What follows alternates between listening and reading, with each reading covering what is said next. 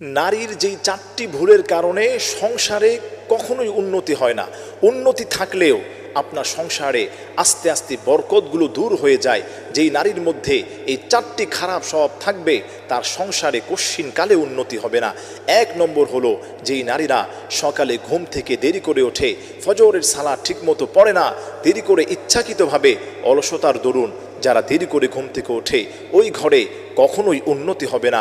2 নম্বর হলো যেই ঘরে নারী আছে সে পুরুষের থেকে বেশি বোঝে, পুরুষকে প্রাধান্য কম দেয়।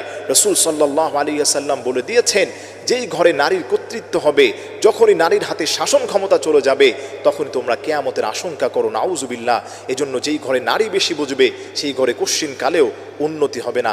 নাম্বার 3 হলো যেই ঘরের নারী যার উপর গোসল ফরজ হয়েছে কিন্তু ইচ্ছাকৃতভাবে অলসতার কারণে সে ফরজ গোসলটা টাইম মতো করে না, দেরি করে,